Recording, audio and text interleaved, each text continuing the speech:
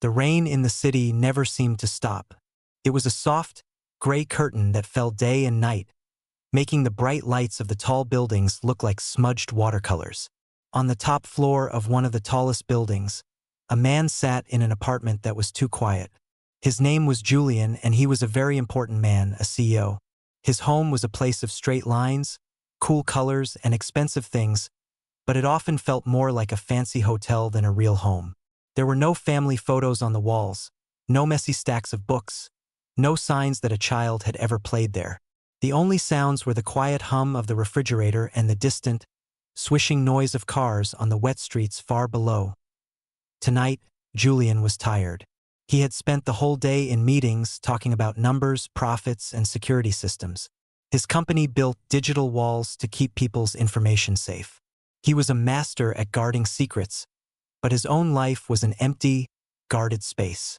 He loosened his tie and sank into a large, comfortable chair, enjoying the deep silence. It was then that he heard it first. He thought it was his imagination, a sound from the city drifting up and playing tricks on him. He sat still, listening. There it was again, a small, fragile sound. A tiny cry. He stood up, his forehead wrinkled in confusion. Was a cat stuck in the hallway? It didn't sound like a cat. He walked to his heavy, wooden front door and pressed his ear against it. The sound was a little clearer now, a soft, mewling whimper.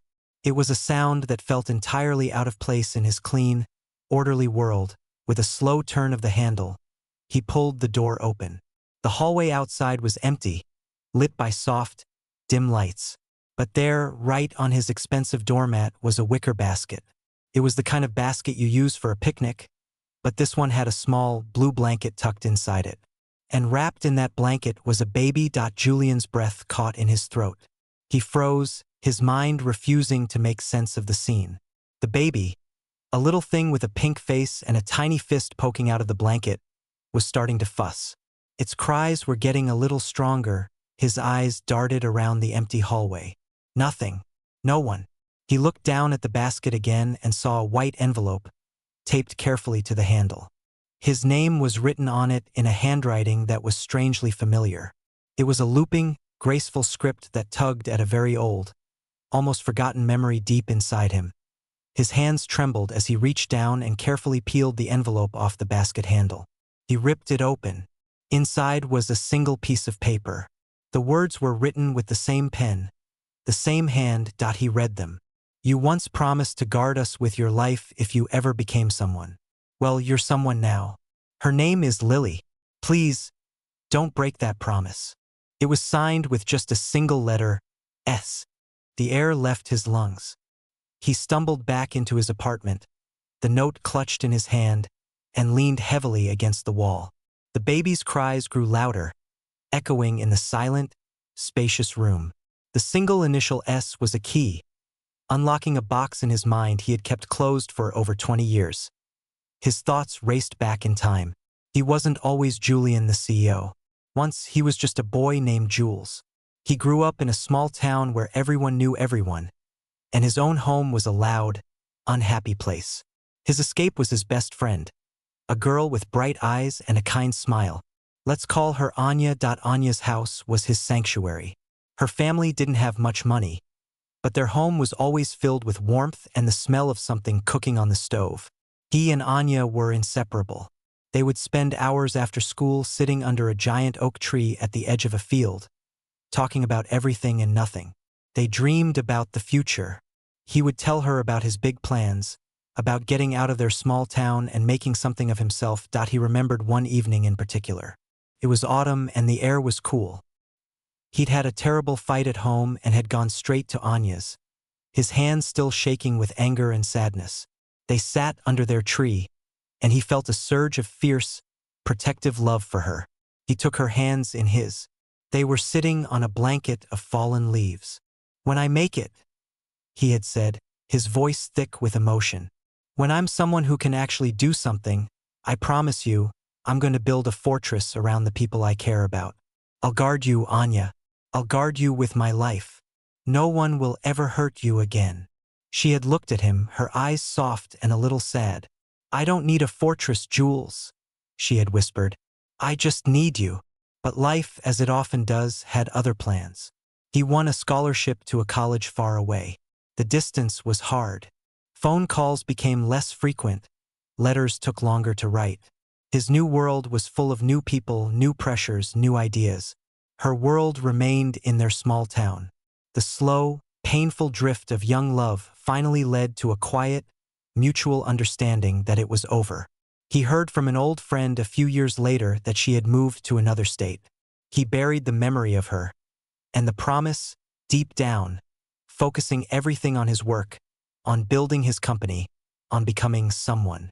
Now, standing in his multi-million-dollar apartment, that forgotten promise was staring him in the face in the form of a crying baby. The note wasn't a request. It was a call from the past, a direct line to the boy he used to be. Her name is Lily. This was Anya's daughter.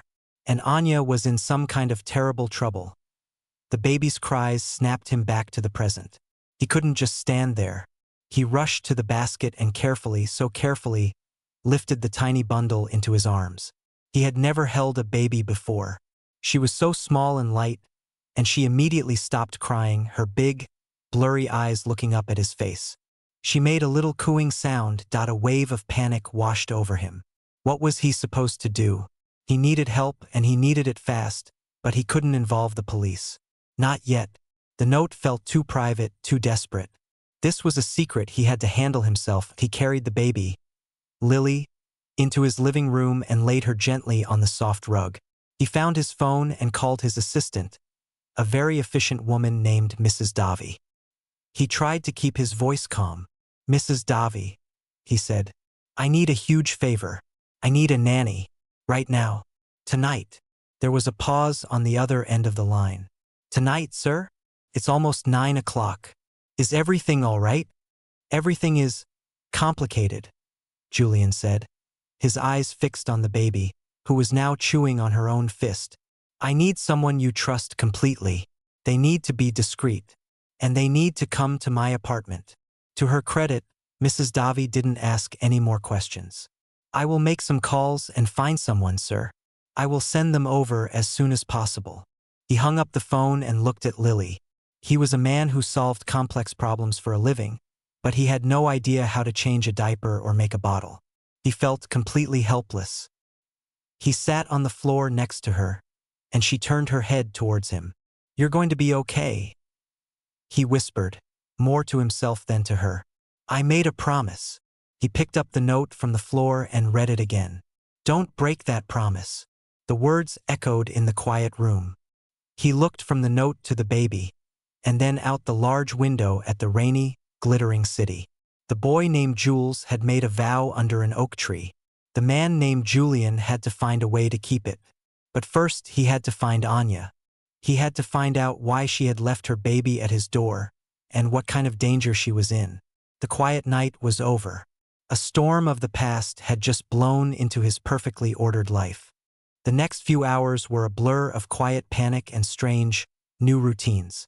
The nanny, an older woman with a calm face and gentle hands, arrived within the hour. She introduced herself as Clara. She took one look at the baby, then at Julian's worried face, and simply got to work without asking any difficult questions. It was clear Mrs. Davi had chosen well. While Clara expertly prepared a bottle and checked the baby's diaper, Julian stood by, feeling more useless than he had ever felt in a boardroom. He was a man who commanded respect from powerful people, but here, in his own home, he was just a confused man in a rumpled suit. She's a beautiful little girl, Clara said softly, feeding the baby. What's her name? Lily, Julian said, the name feeling foreign yet important on his tongue. Clara smiled down at the baby. Well, hello, little Lily. You've given your uncle quite a surprise, haven't you? Uncle. The word hit him strangely. He wasn't her uncle. He was a stranger who had been given a job from his past. He watched as Lily drank her milk, her tiny hand resting on the bottle. She trusted Clara immediately. She was so small and helpless, completely dependent on the kindness of the adults around her. The weight of the responsibility suddenly felt very heavy. Once Lily was fed, changed, and sleeping peacefully in a temporary crib Clara had arranged to be delivered, the apartment fell into a different kind of quiet. It was no longer an empty silence, but a watchful one, filled with the soft sound of a baby breathing. Julian retreated to his home office, the note from the basket lying on his large, empty desk. He read the words again and again. "You once promised to guard us with your life." His mind traveled back, not to a single moment, but to a feeling, the feeling of being 17. He remembered the smell of cut grass and the sound of cicadas buzzing on a hot summer evening. He remembered riding his bicycle through streets he knew like the back of his hand, the only goal to get to her house, to see her. Her name was Anya. Thinking of her now, he didn't see a face clearly, but he felt a warmth. She had hair the color of wheat and eyes that always seemed to understand him. Her house was his safe place. His own home was often filled with shouting and the sound of slamming doors. But at Anya's house, her mother would always offer him a plate of food, and her father would ask him about school without any judgment. Their spot was an old oak tree at the end of a dusty lane. They would sit there for hours, their backs against the rough bark, talking about everything. He would tell her his dreams. "I'm going to get out of this town," he'd say, his voice full of fire. "I'm going to be someone important. I'm going to have a big house and a car that actually works." She never laughed at him. She would just listen, her head tilted. "What kind of someone?" she once asked. He didn't have a clear answer then. But he remembered one specific evening. It was the day after his father had left for good. The house had been a war zone.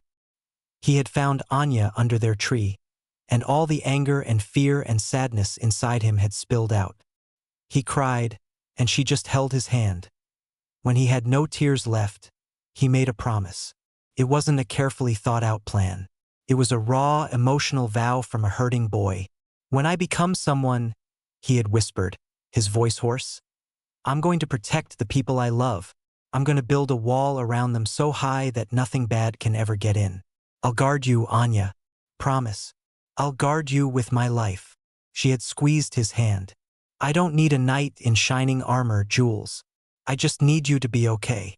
That was the problem, he thought now, looking out his office window at the city lights. He had become someone. But he had forgotten how to be the Jules who made that promise. He had built walls, but they were to keep people out, not to keep anyone safe inside. He had to find her. He had to know why she had done this. He opened his laptop. His first instinct was to use his company's powerful resources, to have his tech team run a search, but he stopped himself. This was too personal. He couldn't turn Anya's desperate act into a corporate project. He had to do this himself. He started with the simplest thing he could think of. He typed her full name into a search engine. Nothing useful came up. No social media profiles, no recent news. It was as if she had disappeared.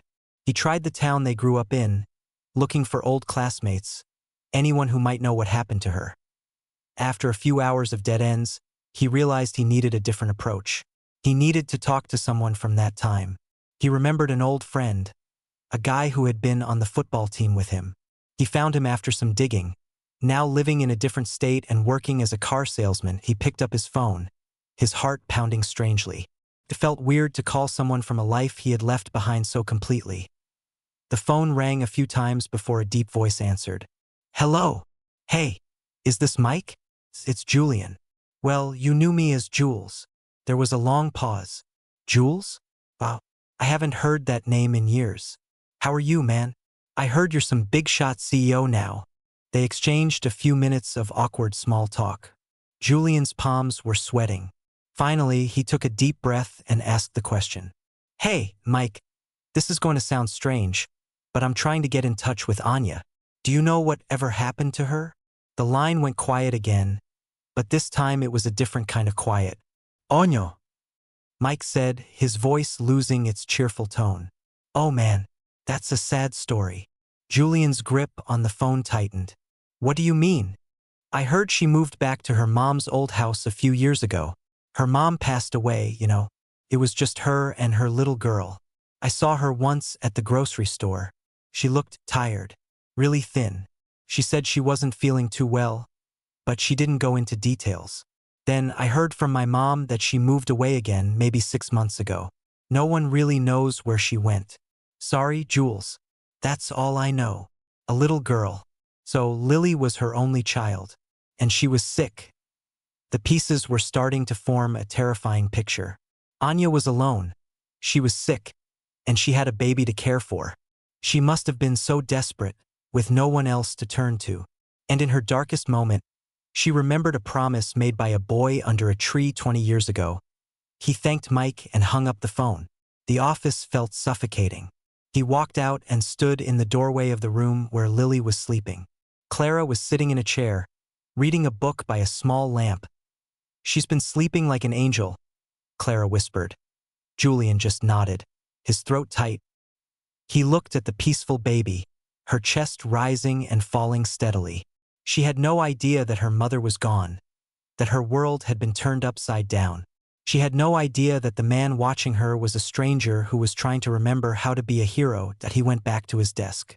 Mike's information was a start, but it wasn't enough. He needed to find her now. He needed a professional. He found the website for a private investigator known for being discreet. He sent an email explaining the situation in simple terms. He was looking for a childhood friend who might be in trouble, providing her name and their hometown. After he hit send, he felt a small sense of action, but the waiting was agony. The rest of the night, he paced his apartment. He would check on Lily, then go back to his computer, hoping for a quick reply. He thought about Anya, sick and scared.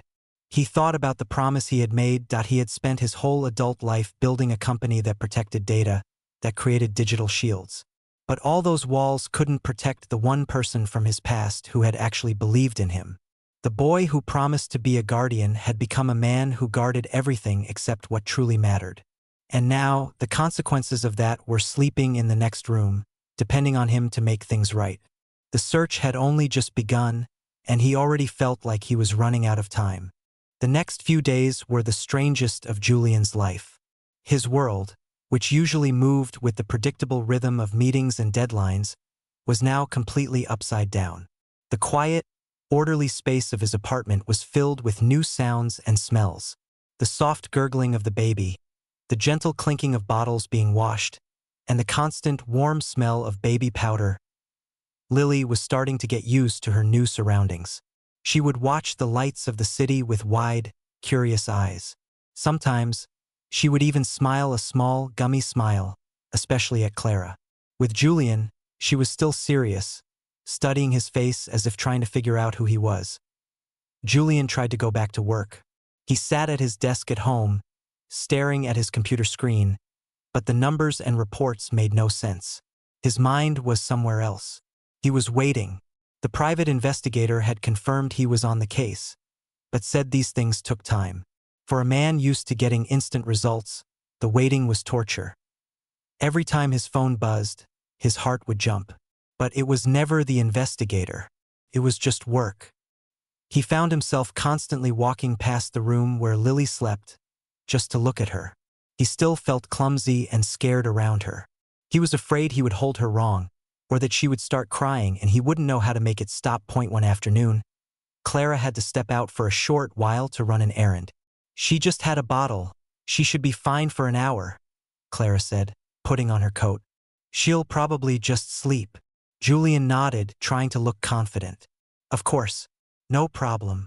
The moment the door closed behind Clara, the apartment felt huge and silent again. Julian stood in the living room listening. He could hear the soft sound of Lily breathing from her crib. He tiptoed in and looked down at her. She was awake, her eyes open, just looking at the mobile hanging above her. He smiled nervously. "Hey there," he whispered. She turned her head and looked at him. For a moment, they just stared at each other. Then her little face started to scrunch up. Her bottom lip trembled, and a small, unhappy whimper came out. Then another, louder this time. Panic shot through him. "No, no, no, it's okay," he said, his voice too high. He reached into the crib and picked her up, holding her awkwardly against his shoulder. She kept crying, her cries getting stronger and more upset. He tried rocking her, walking back and forth across the room. "Shoo, SHH. It's okay. Please don't cry." But she kept crying. He remembered Clara bouncing her gently. He tried that. He hummed a tune, A song he didn't even know he remembered from his own childhood. Nothing worked. She was getting more and more worked up, her face turning red. He felt a complete failure. He couldn't even comfort one small baby. How was he supposed to guard her?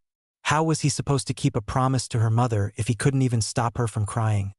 He walked into the kitchen, still bouncing her, his mind racing. What did she need? She wasn't hungry. Her diaper was clean. Maybe she was just lonely? Or maybe she missed her mother. The thought made his heart ache. He sat down on the big sofa in the living room, laying her on her back on his knees. He held her little hands in his. Her cries softened for a second as she looked at him, confused. "Your mom," he said softly, talking to her as if she could understand. "Your mom is my oldest friend. Did you know that? She was the best person I knew." Lily stopped crying completely, her eyes fixed on his moving mouth. She let out a little hiccup. He kept talking, the words just coming out. "We used to sit under this big old tree. She was always so kind to me. My house was loud, but her house was always quiet and safe. She shared her family with me." He told her about the bicycle he used to ride to her mother's house. He told her about the stupid jokes they used to laugh at. He found himself smiling at the memories. He hadn't thought about these things in years. "And I made her a promise," he said, his voice growing serious. "I told her I would protect her. I know I'm not doing a very good job right now. I don't know how to be what you need, but I'm trying. I'm really trying to find her." Lily cooed, kicking her legs a little. She seemed fascinated by the sound of his voice. The storm of tears had passed as quickly as it came. Just then, his phone, which was on the coffee table, lit up. It wasn't a call but an email. The sender was the private investigator. Julian's breath caught in his throat. He carefully picked up Lily, holding her close this time, more naturally, and carried her with him to the desk. He sat down, cradling her in one arm while he clicked open the email with his free hand. The email was short and to the point. "Mr. Thorne, I've located your friend. She is currently a patient at the Northcrest Hospice facility. I am sorry to report that her condition is listed as grave." The words on the screen seemed to blur. Hospice. Grave. He knew what those words meant. They were gentle words for a very hard truth. She wasn't just sick. She was dying. This was why she had left Lily with him. She had run out of time. Lily, feeling his body go tense, began to fuss again. He looked down at her, and her little face, so much like her mother's, filled his vision.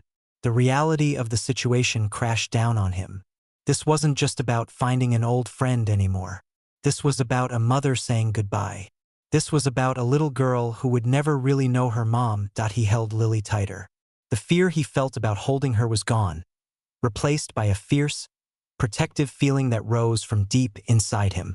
It was the same feeling he had under that oak tree so long ago. He knew what he had to do. He picked up his phone and called Mrs. Davy. "Clear my schedule for the rest of the day. And for tomorrow," he said, his voice surprisingly steady. "I have something very important I need to do." Then he called Clara.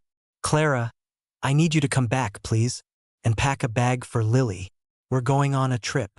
He looked out the window. The rain had started again, streaking down the glass.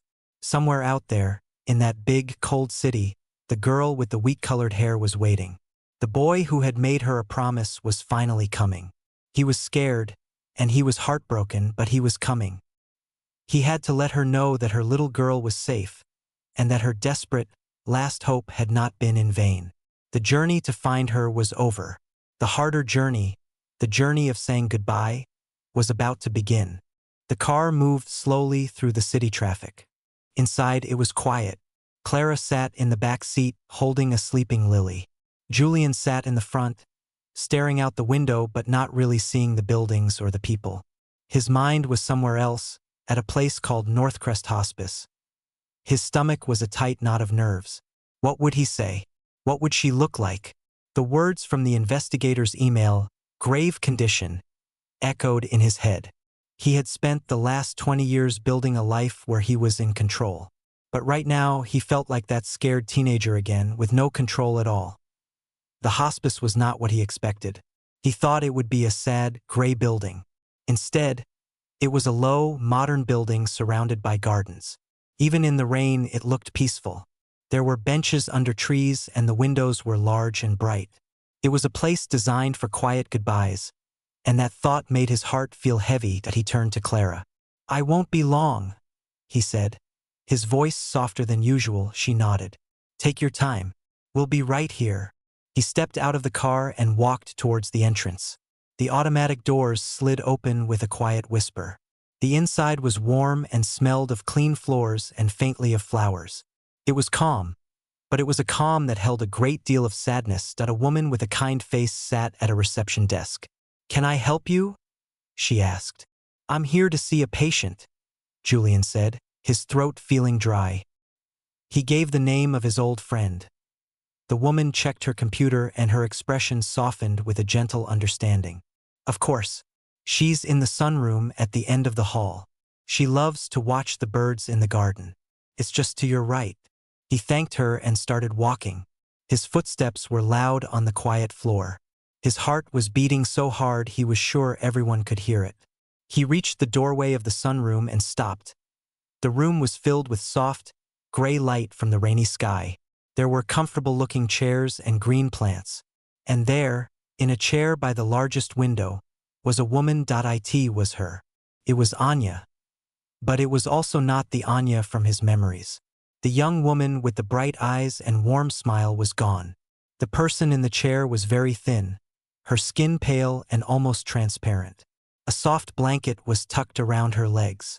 She was looking out at the rain-washed garden, her profile sharp and delicate against the window. For a moment, he couldn't move. He just stood there watching her. He saw the little girl in the car, and he saw the ghost of the young woman he once knew in the face of this frail woman. It was almost too much to bear. He must have made a sound, because she slowly turned her head. Their eyes met. There was a long, still moment where neither of them spoke.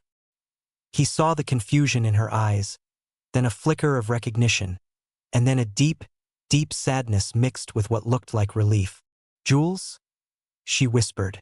Her voice was faint, like the rustle of dry leaves. Hearing that old nickname broke something inside him. He walked into the room and slowly knelt down beside her chair, so that his face was level with hers. "Hi," he said, his own voice rough with emotion. She gave him a small, tired smile. "You got my note." "I got it," he said. He reached out, hesitantly, and put his hand over hers. Felt so small and fragile, like a little bird. "Why didn't you find me sooner?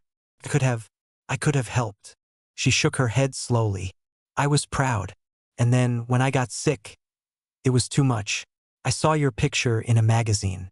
You looked so important, so far away from all this." She gestured weakly around the room. "I remembered the boy under the tree. I had to believe the man he became was even stronger." Tears filled Julian's eyes, and he didn't try to stop them. "I'm so sorry, Anya. I'm so sorry I wasn't there." "Don't be," she said. "You're here now. That's all that matters." Her eyes searched his face, filled with a mother's fear. "Lily? Is she?" "She's perfect," Julian said, a real smile breaking through his tears. "She's so beautiful. She has your eyes. She's outside in the car with the nanny. She's safe. She's fed and she's sleeping and she's safe. I promise you." A single tear traced a path down Anya's cheek. It was a tear of pure relief. The weight of the world seemed to lift from her shoulders. "Thank you," she breathed. "You have no idea. I was so scared for her." They talked then for a long time. He told her about Lily's little sounds, about how she stared at the city lights, about how he had been so scared when she cried. Anya listened, her eyes closed sometimes, just smiling. She told him about Lily's birth, about her first smile, about how much she loved the sound of music. She didn't talk much about her sickness. She talked about her daughter. "I just wanted her to be loved," Anya said, her voice growing weaker. "I wanted her to have a chance, a real life, with someone good. I knew you were good, Jules. I never forgot." Hearing that felt like both a gift and a burden. She had believed in the good part of him, even when he had forgotten it himself. "I will love her," he said, looking straight into her eyes, making a new promise, a real one. "I will guard her with my life. She will know all about you. She will know how brave her mother was, and how much she was loved." Anya squeezed his hand, a faint pressure. "I know you will." She leaned her head back against the chair, exhausted but peaceful. Can you bring her to me? Just once. I just want to hold her one more time." "Of course," Julian said, his heart breaking and swelling at the same time. "Of course I will." He stood up, his legs stiff. He looked down at his oldest friend, the keeper of his best memories, and he knew this would be one of the last times he saw her. But there was no more panic, no more fear. There was only a deep, determined love that he walked out of the sunroom to go get her daughter. He was going to help them say hello, and he was going to help them say goodbye. And he knew, without a single doubt, that his life had changed forever in that quiet, sunlit room. The ride back to his apartment was different from the ride to the hospice. The world outside the car window looked the same rain, the same busy streets, but everything inside Julian felt new. He held Lily in his arms, her small, warm body curled against his chest. She was sleeping, her breathing a soft, steady rhythm against him. Clara sat quietly in the back, giving him his space that he kept thinking about the scene in the sunroom. He had brought Lily in, and the way Anya's face had lit up was something he would remember for the rest of his life. It wasn't a big, bright light, but a soft, deep glow of pure love. She had held her daughter with a tenderness that made Julian's throat ache. She didn't cry. She just smiled, whispering to Lily, touching her cheek, her hair, memorizing her with a mother's hands. It was a peaceful goodbye, full of a quiet sorrow but also a powerful love. Anya was no longer afraid. She knew her daughter was safe. And when Julian had promised, one last time, to be the guardian Lily needed, Anya had simply nodded, her eyes full of a trust that felt older than time itself. She passed away a week later. Julian got the call early in the morning. He stood in his kitchen, the phone in his hand, and looked out at the city. He felt a deep sadness, but not a surprise. He was grateful he had been able to give her that last gift of peace. After he hung up, he walked into the nursery. Lily was awake in her crib, kicking her feet in the air. When she saw him, she gave him a gummy smile. He picked her up and held her close, breathing in her sweet, baby smell. "It's just you and me now, little one," he whispered into her fine, soft hair. "And I'm not going anywhere." The first few months were a steep learning curve. Julian's sleek, modern apartment began to change. A colorful playmat appeared on the living room floor. Tiny clothes were folded next to his suits in the closet. The quiet was often broken by the sound of a lullaby from a mobile toy. He learned how to do things. He learned that the little red crease on her forehead meant she was tired. He learned that a slow, gentle sway was better than a fast bounce to get her to sleep. He learned to make a bottle with one hand while holding her with the other. There were still moments of panic, like the first time she had a fever and he spent the whole night by her crib, checking her temperature every hour. But the panic was different now. It wasn't the panic of a stranger. It was the panic of a father. He went back to work, but his schedule changed. He left the office early to be home for her bath time. He started doing video calls from his home office so he could peek in on her during naps. His employees noticed a change in him. He was still a sharp, smart CEO, but he was softer somehow. More patient. One Saturday afternoon, the rain had finally stopped, and a pale winter sun was shining. He was sitting on the floor with Lily, who was now 6 months old. She could sit up by herself, and she was fascinated by a set of bright, stacking rings. She would pick one up, look at it with great seriousness, and then try to put it in her mouth. He watched her, a feeling of such overwhelming love filling his chest that it almost took his breath away. This little person, with her curious eyes and her determined grip, had completely rebuilt his world. She had taken his big, empty, quiet life and filled it with noise and color and purpose. He thought about the promise. The boy under the tree had promised to guard his friend with his life. That boy couldn't have known what that would really mean. He thought he needed to build walls and fortresses. But the man, holding his daughter on the floor, knew better now. Guarding someone didn't always mean protecting them from outside dangers. Sometimes it meant being there fully and completely. It meant showing up. It meant learning how to make a bottle and knowing which teddy bear was the favorite. It meant creating a home where a child felt safe and loved. Lily picked up a blue ring and, instead of putting it in her mouth, she turned and held it out to him, a look of great accomplishment on her face.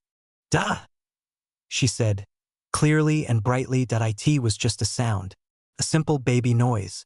But to Julian it was everything. It was the sound of belonging.